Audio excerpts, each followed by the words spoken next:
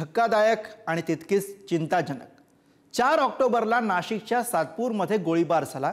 त्यानंतर समोर आलेल्या धक्कादायक माहितीने पोलीसच काय तर नाशिककर सुद्धा चक्रावून गेले। नाशिकमध्ये नेमकं काय घडलं बघूयात यावरचा हा स्पेशल रिपोर्ट। नाशिकच्या सातपूरमध्ये 4 ऑक्टोबरला ओराबार परिसरात एका इसमावर गोळीबार झाला। या प्रकरणी रिपाईचे नेते माजी नगरसेवक प्रकाश लोंढे आणि त्यांचा भाऊ दीपक लोंढे यांच्यासह साथीदारांना ताब्यात घेतलं, तर भूषण लोंढे फरार आहे। गोळीबार करण्यापूर्वी भूषण लोंढेसह त्याच्या साथीदारांनी बडा होने वाला है या आशयाखाली रील व्हायरल केली होती। त्यामुळे हा गोळीबार भूषण लोंढेने केल्याचं पोलीस तपासात स्पष्ट झालं। त्यानंतर ॲक्शन मोडवर आलेल्या पोलिसांनी घेतलेल्या झाडाझडतीत लोंढेच्या घरात एक भुयार आढळलं। या घरात 2 कुऱ्हाडी आणि एक चाकू ही हत्यारं सापडल्यानं खळबळ उडाली आहे। त्या भुयाराचा उद्देश धमकावणं, डांबून ठेवणं आणि अन्य कारणांसाठी केला जात असल्याचं पोलिसांना संशय। नाशिकच्या सातपूरमध्ये ओराबार परिसरात 4 ऑक्टोबरला गोळीबार। पायाला गोळी लागल्यानं एक जण गंभीर जखमी, पण तक्रारच पुढे न आल्यानं गोळीबार झाला की नाही यावरच प्रश्नचिन्ह। जखमी इसम खासगी रुग्णालयात उपचारासाठी दाखल। गोळी लागल्यानं डॉक्टरांनी संबंधित इसमाला पोलिसात तक्रार करण्याचा सल्ला दिला, पण उपचार करा, तक्रार करायची नाही अशी संबंधित इसमाकडनं विनवणी।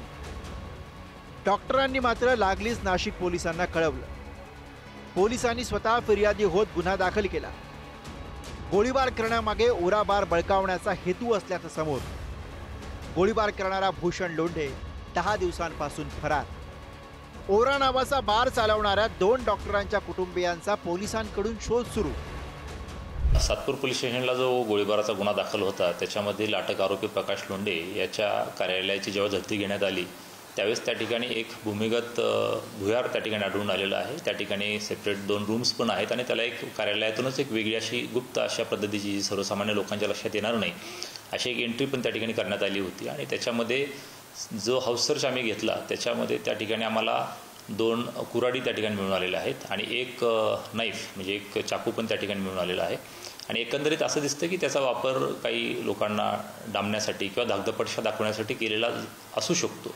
त्या अनुषंगानं त्यांचा जो वाढीव PCR आम्हाला मिळालेला आहे त्याच्यामध्ये देखील अधिक तपास आम्ही करत आहोत। पोलिसांच्या रडारवर असलेली लोंढे गँगच्या अडचणी दिवसेंदिवस वाढतायत। लोंढे पिता पुत्रासह भावावर बंगला बळकावल्याचाही गुन्हा अंबड पोलिसात दाखल झालाय, तर लोंढेच्या अनेक मालमत्ता या अनधिकृत असल्यानं नाशिक महानगरपालिकेकडून त्याला नोटिसा बजावल्यात।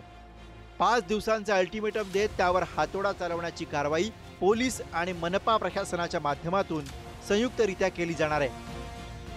याच्यामध्ये जो बंगला आहे तो अंबड पोलीस स्टेशनला एक सेपरेट त्या ठिकाणी खंडणी मागून त्या बंगला जबरदस्तीने बळकावल्याबद्दलचा गुन्हा दाखल करण्यात आला होता।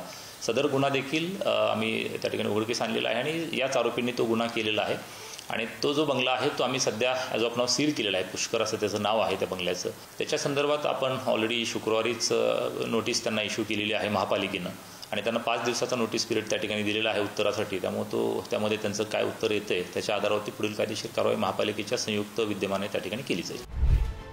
विशेष म्हणजे गुन्हेगारांचे गॉडफादर असलेले म्हणजेच राजाश्रय असलेल्या गुन्हेगारांनाच पोलिसांनी रडारवर घेतल्यानं नाशिक पोलिसांचे अभिनंदन केलं जात आहे।